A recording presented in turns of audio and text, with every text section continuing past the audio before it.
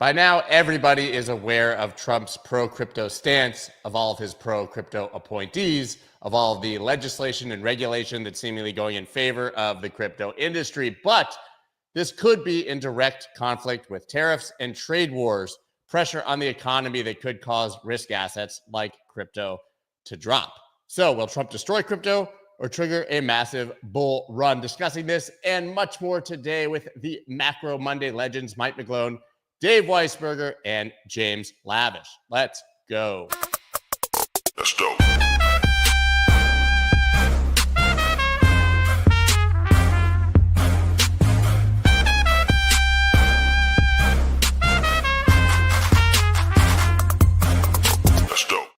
What is up, everybody? I'm Scott Melker, also known as the Wolf of all streets. Before we get started, please subscribe to the channel, hit that like button for everything except for the Super Bowl last night, which I watched kind of on a plane, and it was trash and not worth discussing. Dave, James, Mike, good morning, gentlemen. Macro Monday is 10 times the entertainment as the Super Bowl halftime show, Super Bowl commercials, all things Super Bowl related. You guys want to hear something funny? I was out running around yesterday, and I realized that the Super Bowl had started. I wasn't even, and I realized I was like, hey, this would be a really good time to go to Costco. It was so empty. It was unbelievable. There were no lines. It was awesome. No lines, but also no beer, no wings. It was so good. But no lines. I caught the second half. That's all I needed. You know, it's funny because the Super Bowl usually used to be a blowout, right? So it just, I didn't expect it to be a blowout in this direction. That's all.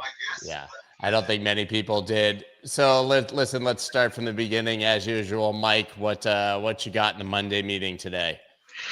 Was not really made too many fireworks, much different. I think comes things from Anna, and Wong was quite significant. She pointed out she thinks the market's underestimating what the new Trump administration will do to lower yields. It seems they're focused. Bessent and Trump have doubled down on that intention of lowering 10-year yields. They're less focused on the stock market than he was past. One thing I disagree with her is she thinks food prices are going to rise, particularly things like oranges from Brazil. A lot of the food we get from tropical areas of the world, Ivy's cocoa, oranges, coffee, have been spiking because of weather issues. If those transmit to the rest of the world, it's significant. But the thing about food in this country is we have a massive surplus of grains, soybeans, corn, wheat, surplus of energy. We got to export it. If trade picks up, we're going to have those gluts developing. The thing we don't have a surplus of is copper, and that's been jumping up. But that's a key thing from Anna.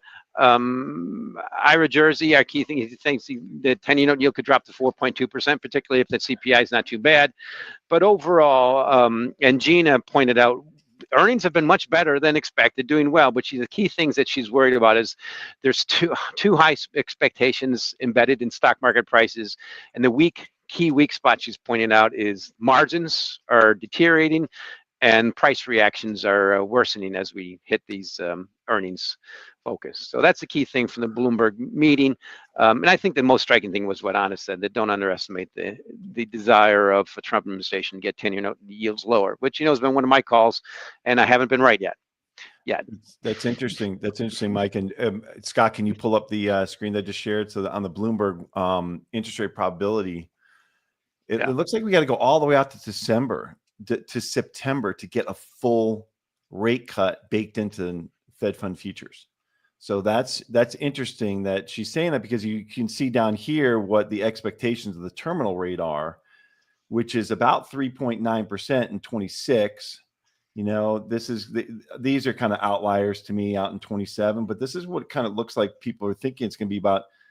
It's just about a 4% terminal rate for expectations. And so that's interesting, Mike. I'm not sure what you make of that. So I want to follow up on that. The one thing that I agree with, and I think the Trump administration is smart enough to do, is take the pain for the gain. Get it over with as soon as possible.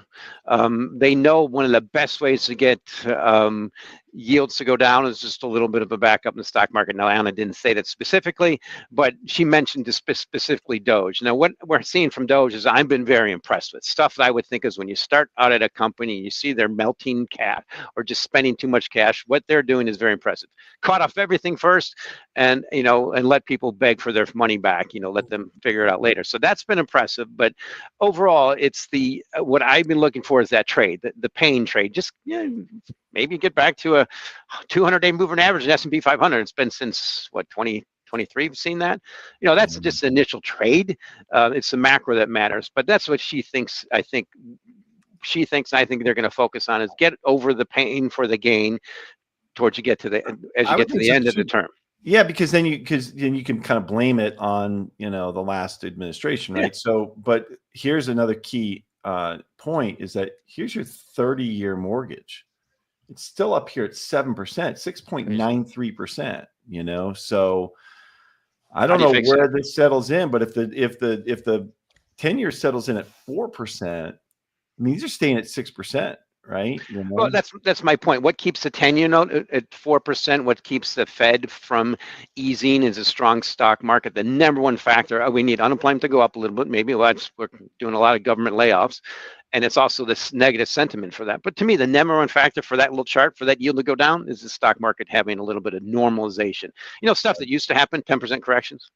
Yeah, a little bit of mean reversion, like you've been talking about. What's interesting, though, is we got a little bit of mean reversion. It bounced right back. This is what I found interesting this morning is all the bluster again last night about tariffs, right, on steel, and aluminum. The market kind of just shrugged it off, right? I mean, if the futures just kind of shrugged them off, right? So that's what's interesting to me is that it sounds like the market's starting to take, like we had talked about months and months and months ago when we were talking about the possibility of tariffs and the impact to markets. It was like, well, there's just a lot of threat. And so the market's just saying, yeah, it's just another threat. We'll see what actually happens. And the fact that they've already worked out Mexico and China for at least another month. So that's where those tariffs would really impact mostly, right? So in Canada. So, right. We have this headline, crypto prices slide as Trump announces new 25% tariffs on steel and aluminum. To your point, that's yesterday and today we're going up, right? The market is shrugging this off. It's a great idea, but clearly it's just a Sunday and prices go down a little bit. And here we are with Bitcoin rising. I mean, we're trading at 97,793. It's up. We had 4 days of literally having candles open and close within $150 spread. That was really insane. So I don't think the market, at least the crypto market at this point, is viewing tariffs and the tariff threat as a huge risk. Dave, I know you got a lot to say. Well, I mean, the market for Bitcoin is in a 5% range. It's been in a 5% range, which is 1/4 the size of the range that we lived through for 8 months. We call that in the business a coiling spring. The longer it continues, the bigger the move will be on the other side of it. At the same time, the entire crypto sentiment, crypto Twitter, everyone, whether it's Arthur Hayes, who's the lead cheerleader for Bitcoin, and all of his minions, and everyone else calling for Bitcoin to drop to 75,000 to get into an entry point, means money from the crypto world is sitting on the sidelines. That is the situation. At the same time, money from outside the crypto world is still coming into crypto, and you're seeing people in the crypto world cashing out, looking to buy in later. That is what we call in the world, if it wasn't such a bad analogy in terms of human suffering, that is literally the same thing as leaving dry brush underneath the forest, waiting for a match or a lightning strike or something. That is literally what you have going on right now. And just remember that I've said this multiple times, but that is exactly the setup. We've seen the great washing machine. I mean, Mike makes a point, which, while I dismiss it and I make fun of him for it, has an element of truth to it, where he talks about 2.1 million Bitcoin wannabes. They're not 2.1 million Bitcoin wannabes, or 2.1 million freaking lottery tickets that degens in the crypto world insist on playing in. And that is alive and well. I mean, we saw Dave Portnoy, Barstool Sports, getting into it this weekend. Woohoo, Stool Presidente. Yeah, exactly. So what that is and what we've seen is all of the lottery tickets in the crypto world taking a big steaming dump, sort of like Pat Mahomes did in the Super Bowl with his offensive line. I'm not going to blame Pat, but yeah, I remember the last time I saw a quarterback who had zero chance in a Super Bowl was Pat Mahomes against the Tampa Bay Bucks. It was the same thing. I mean, literally zero chance. And, the entire crypto market outside of Bitcoin over the last few weeks is down 30%. That's not a small number. Bitcoin's down 5% in the same period of time.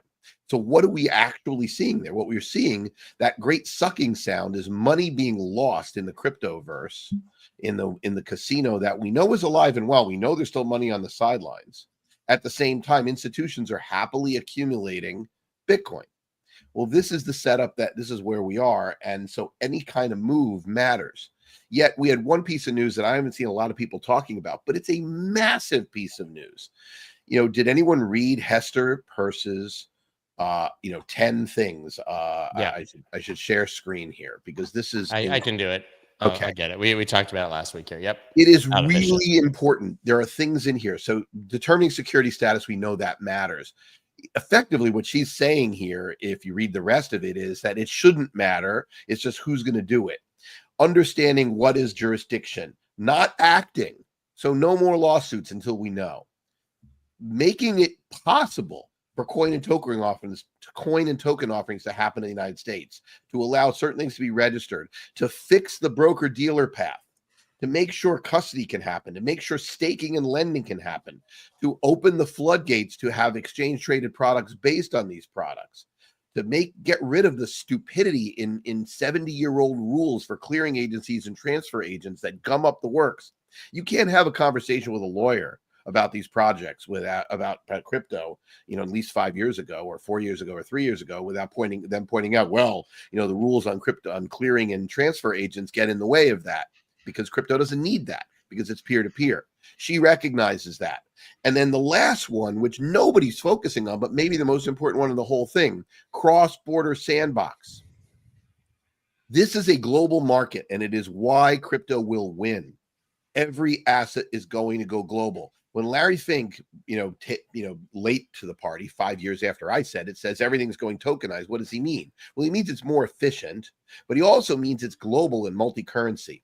Anybody in the equity markets can tell you the following statement. People in the our watchers don't know this is true, but it is true, that the most complicated settlement systems in the world are the ones to handle US and Canadian duly listed securities, which seems like it should be trivial, right? But what's so complicated about that? Well, they trade in two currencies. US dollars in America and Canadian dollars in Canada. There are arbitrageurs that keep it in line, but the same security is fungible between the two. It's one of the only examples of that in the world. What is crypto? Crypto is fungible. You can buy something in dollars, sell it in yen, and it's the same instrument. Buy it in a stable coin, sell it in a different stable coin, buy it in Bitcoin, sell all of that. That multi-currency feature opens up a global market. And here we have the SEC, the one that's been openly hostile to the industry, telling everybody that they are open to this and want to try to make this work. If you are bearish on crypto projects that have real utility, and you're bearish in Bitcoin with this sort of backdrop, I don't know. I can't help you. I just can't. You might be a short-term trader and say, oh, yeah, the money flows are going to be bad. But understand that was the news this last week. So we're a macro show. That is a macro thing. That is a big picture thing. Doesn't mean it's going to go up tomorrow, because it may not. We may be stuck in this range for weeks, even. I don't know. Can I pick? Go ahead. Yeah, please, James. Mike. I also want to ask you a specific question about the meeting this morning. Go ahead. So I want to piggyback on what Dave said about coiled spring scenario. And almost 4 decades ago, I used to use that as a outlook for markets and things. And I want to show a screen that shows the coiled up spring scenario, not the coiled up spring, the only one that matters. That's gold divided by S&P 500. That's a 200-week Bollinger Band. It's the narrowest in 30 years. It's breaking out to the upside. Gold's up 10% since Bitcoin reached 100 grand, the milestone, which I think put in a peak for all cryptos for a long time. As you see, Bitcoin's down a little bit. How much is Ethereum down? Which is what I want to tilt over to. To me, Ethereum is indicative of those, I'm sorry about the word wannabes, but I'm up to a better one than that 11 million wannabes. But why would something like Ethereum that has massive, every time I hear about another better Ethereum platform, I think, okay, well, it's more likely to test 2,000 than sustainable 4,000, which means the whole space is way overdone still. And I think, Dave, I really appreciate what you said about, I think crypto people are focused a little too much on past of choke point 2.0. I agree you moving forward, but then what markets do is we all learn when markets put peaks, they put in pretty extreme peaks. But to me, this is the one that matters. It's that Bitcoin to gold ratio rolling over, the stock market being massively uber expensive, 1.63 in that 10-year note in China. So it's only 300 basis points below the US. The rest of the world's yields heading lower. And I still stick with gold, and I think it's going to be the better play than Bitcoin this year. And here's the breakout. If this breakout is one key thing I'm worried about. It's really scary that it's just a little mean reversion up, and that is scary. Well, the gold is up 1.5% this morning. That's a move for gold. Like that's not insignificant, and it's interesting. It's completely breaking out. And the question I have for you, Mike, is what did your analysts and economists say this morning about the dollar, about the U.S. dollar, and where they think it is going from here with rates and tariff impacts? Yeah, I was very good from our, I think some good stuff from Audrey Child-Friedman, our rate analyst. He thinks it's going to be hard to get that euro much below parity. What I'm sensing from her and a lot of analysts is they're underestimating the Trump determination on tariffs. Now, obviously, I've read a couple books on that, and I he might be delayed a little bit. He doesn't even have his force in yet. And it's only been how many days? Maybe 3 weeks. It's just, don't underestimate this. And that to me is something that's, I mentioned 30 years ago, to tweak things that brought out stuff that, from people like me who've been in markets for a long time, like, yeah, it's overdue if they just get the rest of the world to realize, no, it just can't have, the saying we used to say is you just can't, the whole world wants free trade as long as they can have surpluses with the US. He's going to do that. So that's the key thing about the dollar, is pretty good dollar resistance around parity with the euro. But here's the bottom line. That's the key thing they said about the dollar. But I'll end with this, what Gina Martin Adams has said about the dollar since 2011. If you look at the trade-weighted broad dollar, not so much against the euro, overlay it with the U.S. stock market versus the rest of the world, it's tick for tick for 14 years now. So when people imply a weak dollar, I'm like, okay, well, what does that mean about U.S. assets in the stock market? You have to expect a divergence, or they're all going to go down. And we're kind of overdue for just a little bit of correction. Yeah, that's interesting. Something we haven't talked about that we should touch on at some point is, Besant talked about how he's going to move out on the treasury curve. He's going to start issuing longer dated treasuries, ones that actually have coupons rather than just these, the T-bills, because we need to find demand for treasuries, which goes back to your point here, Mike, about global demand for dollars, global demand for treasuries. Well, I think he's quickly realizing that it's going to be very difficult to move out on the curve, without exploding interest expense and locking in interest expense for the treasury for a long time. And so this is an issue. And so in the last press conference or last report that he gave the press, I don't remember if it was if he was standing in front of a microphone or if he just issued a release, but he said that they're not going to change their expected issuance of treasuries, which means that they're going to stay on the short end of the curve and keep issuing T-bills. We have $9 trillion of debt that's coming due this year that we have to refinance. Like this is a ticking, like a little bit of a ticking bomb. They can keep pushing it out. There's right now we're over the debt limit, so we can't issue more debt really. So we're just going to continue to issue T-bills and refinance. I know, Dave, you're thinking about it, but we can't. We've just got to do extraordinary measures to manage the the drawdown of the general account and do the best we can until we have an agreement. But we know the exactly what the debt that has to be refinanced at is currently financed at. I hear a lot of conjecture, but I don't know what the actual number is. Just think of it. Every time a piece of debt matures, the investor gets dollars, and they're going to turn around, likely reinvest almost all of those dollars back into more debt. I mean, it's likely what will happen. So it's not as big of a problem as people may believe because of that. But what we're seeing, I just thought it was extremely interesting to hear after all of, the talk about we've got to move out on the curve, we got to move out on the curve, we got to move out on the curve, and then suddenly the reverse repo is drained down. There's I think about $100 billion or less left in it.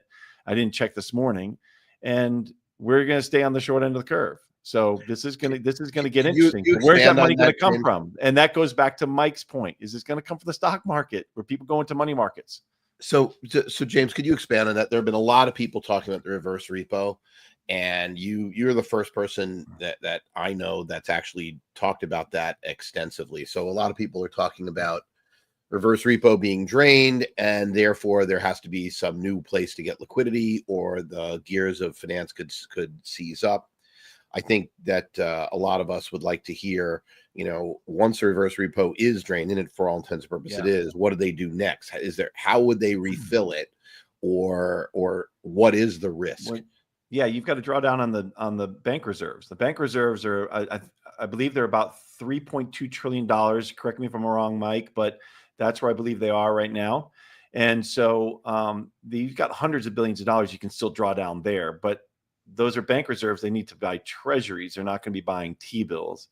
So that's where you go out on the curve a little bit. But I think the reverse repo is just excess cash that's in the system. There was so much excess cash from the money printing back in COVID lockdowns in 2021, 2022, that the reverse repo got up to $2.6 trillion. That's just excess cash in the system that's being parked in money markets. And so money markets turn around, they buy the reverse repo because it's a very, very, very liquid overnight Fed window where you can take cash, get an effective treasury rate yield, a T-bill yield, and it's overnight. It's an overnight commitment. So you can really move around cash very easily. They love that. The second thing that the money markets buy are T-bills. They love T-bills because, and they'll buy some longer dated treasuries in the way they manage their liquidity. But by and large, they're buying T-bills and reverse repo. So now the reverse repo has been drawn down because the Treasury's been issuing so many T-bills. They've been drawing money out of that reverse repo because it's just a little bit better rate than the reverse repo. And so getting the money markets to buy the T-bills instead. And then these are things that are just a few weeks or a month. And so the liquidity is plenty for them. All right. So now you've got the money markets and T-bills. There's nowhere to get more T-bill money except other assets. And that's just the reality. Or you've got to print more money. And so, but they're not doing that yet. We're still technically on QT, in that the Fed is allowing $25 billion of their treasuries that they own from QE to roll off and mature, and they're not replacing them right now. So that's kind of what's happening.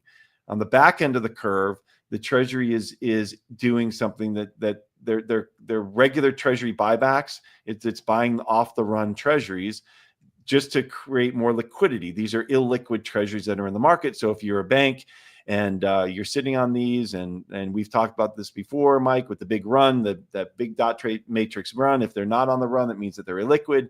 The Treasury's out there buying those to just keep the market liquid. Is that QE? It's QE, not QE. It's promoting liquidity in the market. It's just what it is. They have so many tricks. I'll just I think Dave's got some. I just want to follow up on what you mentioned, James. If I can just share screen a little bit. You mentioned bank reserves. I was just kind of playing with the chart. This is a chart of bank reserves. You're right, about $3.2 billion. And I just love how trillion. Yeah, sorry, zero. But just look, this is what sparked the the evolution or the birth of Bitcoin. I mean, our data, we only showed Bitcoin was started trading at 6 cents, but bank reserves jumped up from 0 to, we're 3.2 trillion now, and they've come off 4.2 trillion. But and then you overlay that Bitcoin was part of that life. Now we of course have 11 million cryptocurrencies. But I just want to point out to me how insignificant public debt is now compared to the stock market capitalization. Now we mentioned this before. We're basically about 20-year low. So what is this sore thumb in the space? Stock market capitalization has to keep going up. We're 57% of U.S. stock market capitalization. That's total U.S. government debt. Now, yes, we all know it's run away. It's part of the reason some of us remain bullish gold. But it just means the elephant in the room is stock market capitalization. Yeah, okay. Go ahead. I want to hear. Go ahead, Dave, because there's another. I have a very simple question. Yeah. If you took both gold and the stock market capitalization and divided it by growth in total liquid printed dollars in circulation, whether that be M2 or M2 plus government debt issued, how does it look? Because I think that it's most of that stock. I don't think the stock market's up at all during this period of time, nearly as much as the denominator there. And I think gold has been slow to move because of James' friend, Lawrence Leopard, who just has a new book that more or less says this, that the gold has been manipulated. And so that's why, and the manipulation is just failing now. And so expect to see gold between $3,000 and $5,000. I'm wondering how much of this is just pure monetary inflation. I always laugh at PhD economists saying the dumbest fucking thing they always say. It's like, oh, well, you could print money without inflation. There are tons of them. Well, no, that's not true. Every time you talk, Mike, every single time you talk, you're a walking testimony to my point without a PhD, without even a master's in economics, just undergrad, that I can understand that when you print lots of money, you always get inflation. Milton Friedman was right. It's just that the governments have managed to push that inflation into assets, the most obvious asset of which, the financialization of which, is the stock market. So you and I agree on that. I just don't know how much of it is a reversion to a mean that you think that can never happen, because we've had all this monetary inflation. Yeah, that's the point that I really want to, and I'm curious, what do you think? I know Larry would agree with me. I'm curious what you think, James. Well, maybe James, why don't you answer that question? But Dave, you asked about overlaying some markets. So let's just overlay what's happened with gross money supply. This is a measure I've used for a while. Scott, if you can share that screen. Total since the end of 2019, it's really, really mattered. As money supply has jumped 40%. And the total return to the stock market's up 102%. But you see that big breakaway, and we know why, because the government spent a lot of money. But the key thing I like to point out is the thing that always usually happens in history when you have massive money pumps, massive inflation pumps, you usually go to a period of disinflation or deflation. Now China's doing that. That's my point. Is we're still talking about 3% inflation. This number is still going up. Let's expand on that. So, let's expand on that, Mike, because Scott, I've got a screen to share. This is Michael Howell's chart, and he does a little bit deeper dive on liquidity. I've always looked at liquidity on M2 and global M2 and all that. He incorporates expansion of debt, shadow debt, and then liquidity with the debt that is pinned to collateral, which means that the volatility of debt and interest rates matter. Okay, so anyway, what you're seeing here is exactly what you said, Mike. Is MSCI, the S&P has just gotten away. It's run away from itself here. It's gotten ahead of itself, right? It's really moved above that mean of that expansion of the global liquidity, right? So if you then look at the global liquidity, it actually bottomed in 22. And so now we're seeing it rise again. So the question is, are we going to have a mean reversion where the S&P, the global markets kind of sell off here? Or are we going to have a quick drive to expansion of liquidity to meet that mean? That's the question. And I think that we're going to have an expansion of money because of everything we talked about at the beginning of this conversation, which has to do with Trump getting interest rates down. the dollar being a little bit weaker, and the Fed coming off of interest rates and making it easier to access capital. That's my guess. But either way, when you take the liquidity into account, the 20-year history, all the points that Mike makes, which are very valid if you look at it without, based on inflation adjustments, but not actual, growth and liquidity adjustments, it takes the extremes out.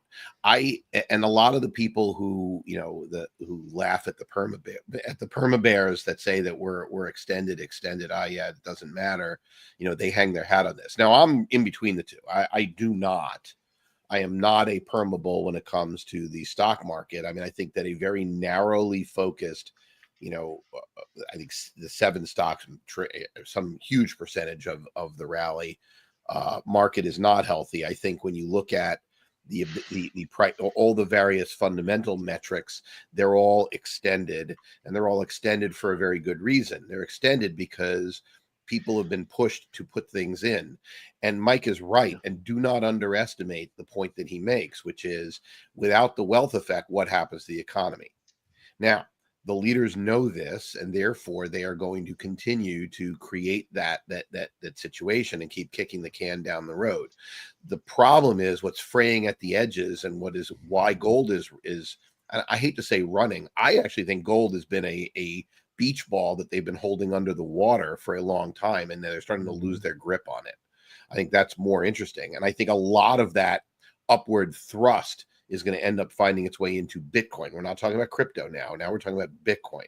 And I think when Bitcoin does break the range and the malaise in the crypto market ends, etc., I expect Bitcoin to outperform gold, but I expect both of them to outperform the S&P over the rest of the year. And I think that's important because people think of it as binary. It's not a choice. There are N people in this world who buy gold as a safe haven, as a monetary asset. It's why gold is more than double platinum. Actually, it's getting closer to triple platinum, despite platinum being 30 times rarer than gold, and generally throughout human history being more prized for jewelry and industrial uses, etc. What you're seeing is some people buy that. There are also people, smart people, who are buying Bitcoin for the same reason. The difference is there's no asteroid that could be mined for Bitcoin, and there's the supply is just so much smaller that I expect it to get very close to pari passu this year. So as gold, what people need to understand is as gold rises, the intermediate top for Bitcoin rises at the same time, right? And considering gold's market cap is 10x as Bitcoin, every 1% increase in gold increases the potential for Bitcoin to go up by 10%. And so that I think is what you're seeing. And so that's my bull case. I mean, people who say this is Dave and Mike arguing all the time. We don't disagree on the fundamentals here. We don't. Where I disagree is I think there's a lot more money and a lot less supply in Bitcoin. We're not talking about the rest of crypto. The rest of crypto is a different thing. The rest of crypto, I think you're going to see a rotation. I've been calling for it all year. You can play back the tapes from in November when I said that I think the theme that will eventually assert itself will be real utility will win out over memes. But right now it hasn't happened. No, they've all gone down. And the problem is there. Yeah, but the problem is there. And listen, I don't disagree. I hold a ton of these tokens. I believe that these layer ones will all find product market fit and do well. But the problem is tokenomics and supply, right? So the problem is they're not stocks, and finding utility does not necessarily mean that the token has to go up if there's billions of them being unlocked onto the market every day. That's correct. Listen, I'm just playing devil's advocate, but and we don't disagree, Scott. Yeah, we don't disagree. And as James always points out, it's gambling, but there's a reason that the meme coin casino is going crazy. I'm going to bring this back up. I mean, for people who didn't see this, I mean, you got Dave Portnoy literally pumped and dumped 2 tokens, admitted it, asked on Twitter if he's going to go to jail for doing it, and then is pumping a token called Jail Stool or something, literally as a joke about him going to jail. Right? You have CZ tweeting about meme coins. You have an entire African country, that the Central African Republic, that launched a meme coin. This is where all of the money is. The money's coming into Bitcoin. The rest is going into memes. And it's going to be very challenging if it's institutional money coming into Bitcoin for that to find its way into thousands of new tokens that may legitimately have utility. I'm not saying it won't happen. I believe there will be alt seasons of a sort, but there is not enough money for everything to go up all the time. So people like lottery tickets. We all, one of the worst jokes, because it's unfortunately true, is lottery tickets are a tax on the poor. Now, why is that such a bad joke? Well, because it's true. And what do we see in the world of crypto? We see a lot of people buying things because they think that if they can't get 100x, it won't really matter to their life. That's right. And that amount of money is always going to exist. It's going to exist more in Asia than in the United States. But believe me, there are plenty of people that are degens in the United States that want to do that. And when you're playing with that kind of sloshing money around, you're always going to get a lot of noise out of it. Most of us in the crypto world believe that there is a lot of real utility and real value that's going to get created. It hasn't happened yet. And what we keep talking about outside of Bitcoin is what's that value. The only token that's really created a lot of value outside of Bitcoin, I shouldn't say only because I'll get yelled at. Solana. Well, Solana and potentially Solana, because it's the casino, the token that's most likely to create value outside of it is probably XRP because of all the banking contacts and all the other stuff. And you can have McGlone on and talk about it, etc. And, look, I own both of them. I'm not going to lie about it. I've been very, very clear. When I won a lottery ticket, I was given for my birthday. Let's see if I can get this thing. A nerd miner. When you're done. Here's my lottery ticket. It's exceedingly unlikely to mine a block. But if it does, cool. I get, if it does, then I get $300,000. So, how much ever a nerd miner cost is now a $300,000, lottery ticket every 10 minutes. It's very unlikely to hit. I agree with you fundamentally on XRP's relationships.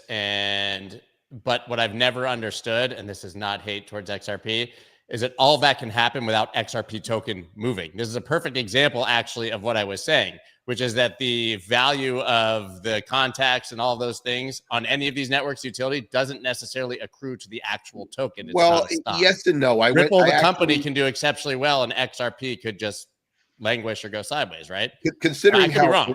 Now, I want to be clear. I think most of the people in the XRP army on Twitter, the vast majority, say things that are so dumb that it makes me want to ignore and throw hate and gasoline on the token and just say, you guys are a bunch of morons. I can't stand cults and whatever. And that is a fact. Mikkel, however, is not dumb. John Deaton is not dumb. There are a lot of smart people. And I went through the numbers, and the numbers basically say that if they get the market share of getting into Swift or FedNow or any of the things, the probabilistically speaking, if it gets there, the token will be worth between $7 and $10. And if it gets more than one, it will be more than that. And so if you attribute a 50% probability to that, then I come up with a reasonable valuation right now, an expected value of around 5. So buying it between 1 and 2 made a lot of sense to me, right? Yeah. That's the way I look at it. Now, note, I'm not talking about XRP eclipsing Bitcoin. Note, I'm not talking about XRP going up by a factor of 20. I guess anything can happen in a bull run, but I do see a base case there. And one could do Solana. I think I'm a little bit more bullish on, because I do think that they will continue, that this casino will continue, but it will branch out into other things, other markets that it could be part of. And that does matter. So look, we could value crypto all day long, but on a macro show, what we really all need to acknowledge is we're living in a world right now where the president of the United States administration is operating at a pace that they've done more in 3 weeks than the Biden administration did in 4 years. And the best is coming yet. I mean, the things that are coming out are amazing. Now, do any of us believe that I think Doge is going to be successful in a lot of what it does, but the scope for what it can do can't stop money printing. We still have to grow our way out, and that takes time. And so anyone who believes we won't have continued money printing, I think is delusional. But I also think it's delusional to think that they won't be able to eliminate barriers to entrepreneurship, which could cause growth. But that growth is going to happen slower, which is why Read the body language and read the room. Everyone involved says you're going to feel short-term pain before you get longer-term gain. And that is what they're trying to do. And some of the stuff that's come out is insane, right? The USAID stuff, that's insane. The one this morning that FEMA spent more money to house migrants in New York luxury hotels than they gave to the people in North Carolina. You want to get people mad? How's this for a stat? When's the last time a president had over a 50% approval rating? Well, we got one now, and we got one who's arguably the most bifurcated politician in U.S. history is over 50%. Well, and think about just seeing him at the Super Bowls. That's a clever move. The guy, from a marketing standpoint, is just the most clever person.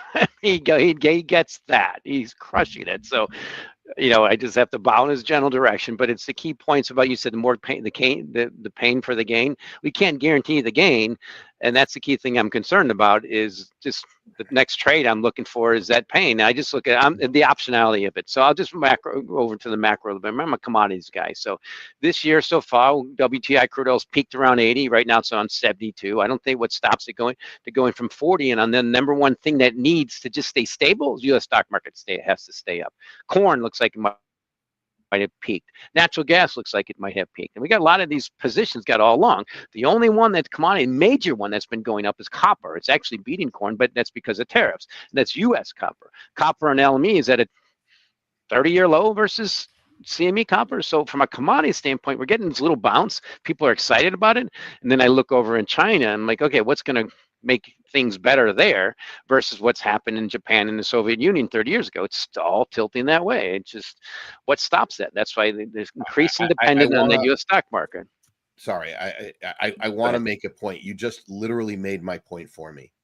You have a president whose goal is to lower the inputs into consumer inflation, namely oil, drill baby drill, namely mine, namely produce, all of that. He wants consumer disinflation. At the same time, he needs asset inflation. He won't say it, but he needs it, and he wants to do it, and he wants to unleash entrepreneurship, which is code for let people be willing to pay more for growth and more for multiples. That is literally the policy. And if he's successful, and you're right that he's successful, that he can push oil, it's funny. I don't know if you've seen this and remove red tape for companies. I mean, that's right. Well, that's what I mean by unleashed growth. But did any of you see there's I think it was an Apple show called, or maybe it was Paramount. It was a Taylor Sheridan called Landman. Billy Bob Thornton has some incredible, you could find it on YouTube, just some incredible rants in there where he talks about the economy, and he talks about the importance of oil being in, and he calls it the sweet spot. His sweet spot is right where it is today. And his point is that if it gets too low, it turns the oil basin into a dust bowl, and investment stops, and it's going to trigger itself for an inflationary, coiled spring. And if it gets too high, it strangles the economy, and that's not good because people can't buy it. I hate to say Taylor Sheridan is driving our United States industrial policy, but that rant was epic and true. Right, he nailed it, and right, but they have to do that for everything, right? That's what's always been impressive to me. But Mike, I was listening to James talk about the reverse repo, right, and all of the different levers that they have to pull to keep that sweet spot in every single one of these agencies, and in the reverse repo, in the Treasury, in the Fed, in the stock market, and now we're talking about Trump needing to be in a sweet spot where he needs short-term pain with tariffs for long-term gain, but wants assets to go up. I mean, that is a challenging Mike's made the place point, to and be. he's right. I need the market to go up, but I need tariffs, and I need to, trade wars. Energy is the core, Scott. Energy is the core. It is the key input the key input that they can potentially move in inflation. They're not going to get unions. Consumer inflation. And remember, they're trying to engineer consumer disinflation with asset inflation. Anyone who thinks other than that isn't paying attention. And so I do think that's relevant. I'm sorry, but and that's why it disturbs me. I mean, my brain can't handle paying generationally high prices for future discounted cash flows, which is basically boiled down Mike's argument. And I find myself agreeing with him. Yet I know that the system is rigged in order to get people to want to do that. But that's literally the world we live in. Yeah. Right. Yeah. I mean, Yeah, I just think it's an incredible challenge that they have right now. And it's funny. I mean, we get these narratives. We talk about gold and we talk about Bitcoin. Just quickly, I brought this up before. Bitcoin lags behind gold as Trump's trade wars spurs safe haven demand. Okay. So everybody at Bloomberg or the mainstream media expects that gold's going to trade, that Bitcoin's going to trade exactly like gold. But then when stocks go down and Bitcoin goes down, it's trading exactly like stocks. But then when stocks go up and Bitcoin goes down, it's not trading like a risk asset. Maybe Bitcoin just isn't digital gold as a trading asset, and it's not a risk asset as a trading asset, and it just trades on its own. I've said this over and over again, but it almost feels like a disservice to Bitcoin to try on a daily basis to compare it to the price action of gold or of stocks, when in reality, if you zoom out, it doesn't really follow either. You can be digital gold without the price moving with gold. Yeah, well, it's just one of those factors Dave loves when you do your value at risk model. But if anybody, leverage beta is what I still look at Bitcoin is. I want to see it prove the otherwise. Anytime the stock market drops 10%, almost always Bitcoin drops 30% or more. And that's just the way it's been. You're seeing what's happening with the alts. You're seeing what's happening with Ethereum. You see, what the rules unlimited supply. Yes, I get the whole Trump positivity, but I want to tilt over to what we were just pointing a little bit about energy, where I see the next big trade. And I'll show you in this chart. You look at the average price of gasoline in this country. I wrote a couple months ago, I think it's going to 2, because it always has. And that's what I showed. That's the average price is 3.13. And the same exact chart, if you overlay it with the U.S. Treasury yield, this is a 10-year yield. Look at that. It looks pretty extended, yet there's periods of time where they're basically the same thing. Then we'll just rope in the rest of the world. How about the world's second largest economy? Rope in their 10-year note yields, and they're collapsing. This is all on the same scale. So the key point is, what stops this? What makes the price of gasoline go up? Well, that would probably be bad for Mr. Trump, so he'd do something about it. So I'm just looking for this little thing here. This is that U.S. 10-year note yield, which I think is going to be the next big trade. I've been wrong. Just drop down here. Drop a handle. Drop to 3%. And then we'll reassess. So what's going to take? Yeah, Fed easing, stuff like that. And that's one little 10% correction in the stock market. Stuff that used to happen. To me, ask yourself the question. I'm not disputing what you said. If you're right, then Scott Bessent is hailed as a genius, because he's cut 25% off of the largest single line item in the budget, and he's kept it that way for 10 years. If he's capable, if you can drive rates from 4.5 down to 3, and at the same time take that, those trillions of dollars that need to be rolled over and put it into the 10-year, he's a god. He goes into the pantheon of financial gods, because that is the nirvana situation. And trust me, if I'm sitting in his office working with him, which would, I actually think by all accounts, he understands everything I just said and is trying to do that, and would prefer for people like me not to say it, because it's what they want to try to accomplish. That would be a magical outcome. But that is what they want to have happen. Now, whether or not they're going to be able to do it is a different story. Well, that's the key thing I like to point out. It's the cycle. Right now, you have to look historically, at least on a 100-year, 50-year basis. Let's look back from the future. How's the Trump administration going to be judged? By the level of risk assets in the U.S., it's really, really a bad time to be becoming president and say risk assets are going to make things better, because they're so expensive already. You want to come in when they're cheap. Look what happened with Reagan. He turned as the best ever. And it made a big difference. It's just that they're just so expensive. And that's my point about what you said, Dave. I think they're just tweaking a normal trend for reversion that's might not look so good for the administration, but for all we care about is risk assets. We're here to make money, trading and investing. To me, that's the key thing that's going to matter. It's just, the thing I enjoy is when we're going to make the U.S. better, when we're already the most expensive ever versus the rest of the world in stock market capitalization, and we're only 20% of the GDP, and we're only 5% of the population. It's kind of pretty extreme. Got to bring up a chart here, talk about what Dave just talked about. This is Bessent's issue, right? As the Fed has eased, yes, a full percent, the U.S. 10-year Treasury has risen by a full %. Yeah. So the yield. So this is the problem. As he eases as the Fed eases, the bond traders and investors realize that this could create more inflation in the future, and they're looking at just the sheer amount of debt that we've got to issue in the future, and they want to be paid a real rate of return. That's the problem. So even if the Fed does ease, it doesn't mean that the 10-year is coming down, or that the 30-year is coming down and interest rates for mortgages are coming down. That's the big issue. Now, How do we solve that, Mike? now, can I piggyback on Please, that? somebody explain to me how that's solved, because I want to be really clear. If you've been watching the speaking over the last 2 weeks, you've not heard. Here's what you haven't heard. You haven't heard. Trump, in fact, disavowed it. You haven't heard cut rates, cut rates, cut rates. Right. What you're hearing is we want the long end of the curve to come down, and we're going to take. You're hearing that interest rates are too high, not the Fed needs to cut rates. Correct. Exactly. Yeah. And so, I often do the left hand, right hand nonsense, right? This is rates, but this is the liquidity spigot. I think what you're going to see, because there's no need, the short end of the curve is more or less where it probably should be. And what they want to try to do is bring the long rate down. And so they pretty much can't cut short rates, knowing that there's a risk that it will have the exact opposite impact of what they want.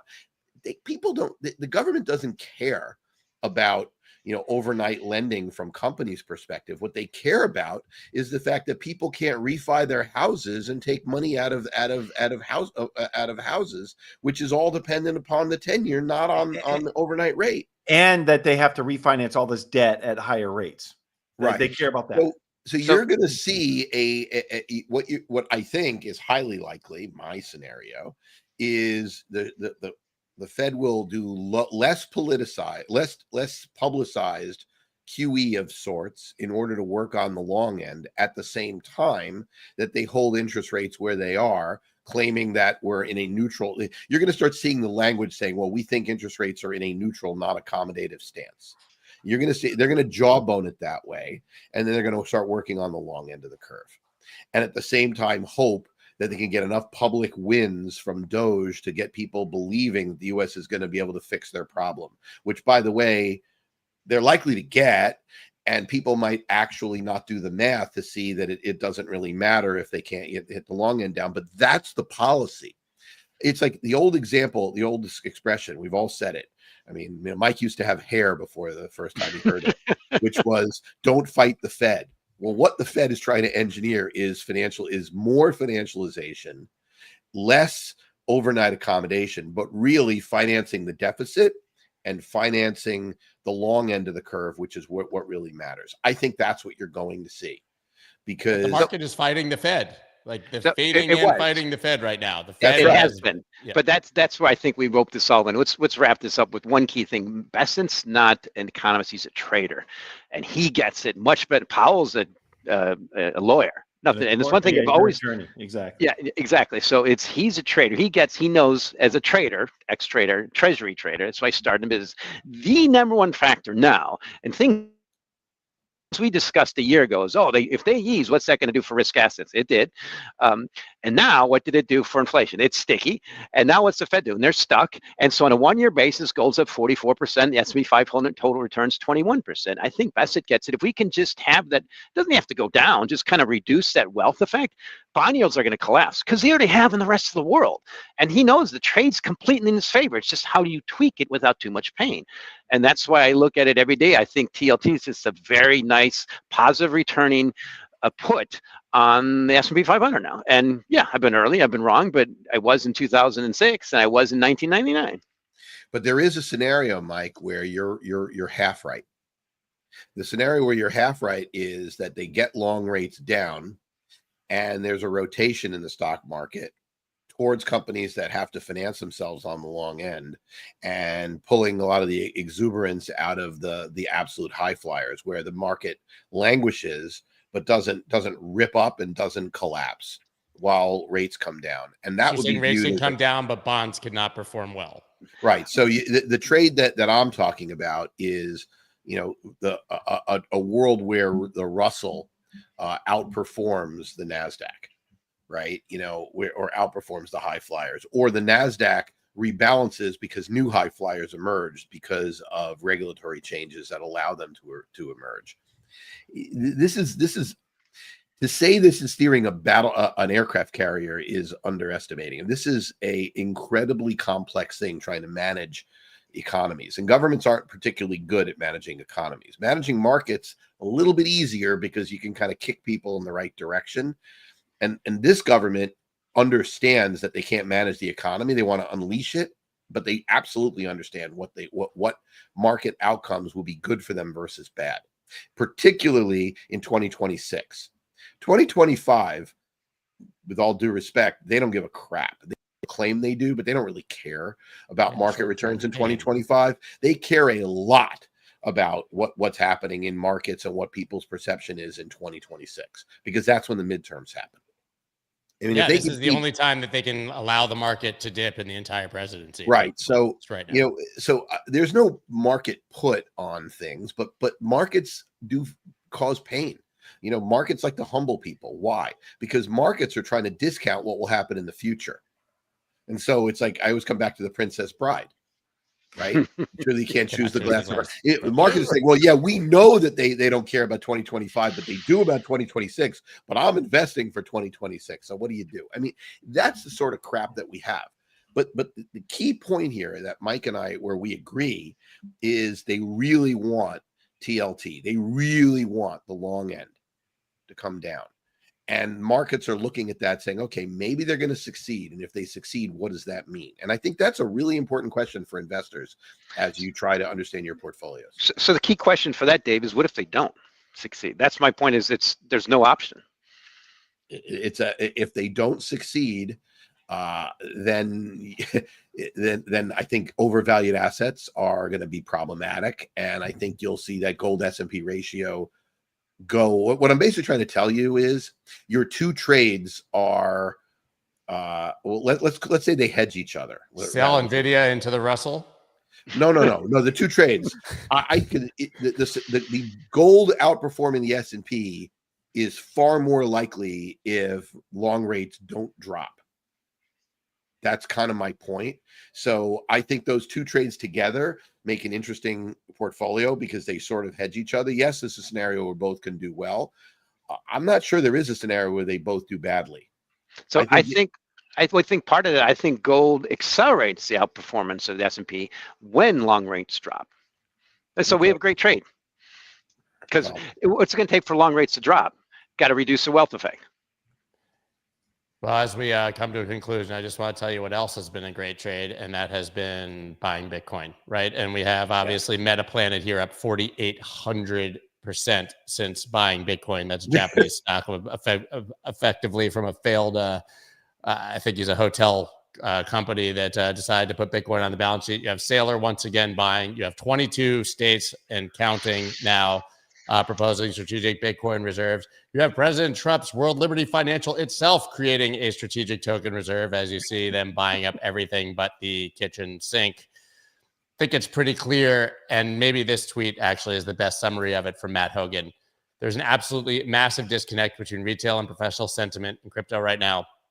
Retail sentiment is the worst it's been in years, while professional investors are extraordinarily bullish. It's like living in two completely separate worlds. To me, that is the recipe for a massive bull run. A massive bull run. Because if the big money's buying and the small money is bearish, they're just going to be the ones who catch up when prices are much higher. Yep.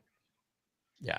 So listen, we'll see. But I think that if Trump, quote unquote, destroys Bitcoin or triggers a massive bull run as the title, I think it would be very short term if it's down. But long term, there's just too much fundamentally happening to push Bitcoin down too far. It would be that balloon being pushed underwater.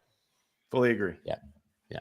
So we'll see what happens, right? But I can tell you that these tariffs don't seem to matter much for Bitcoin. maybe for gold. That's all we got, guys. Macro Monday. Once again, we will be back next week at 9 a.m. Eastern Standard Time. James, Dave, Mike, thanks as always for being a part of this incredible show. Guys, see you tomorrow, 9 a.m. Bye. Let's go.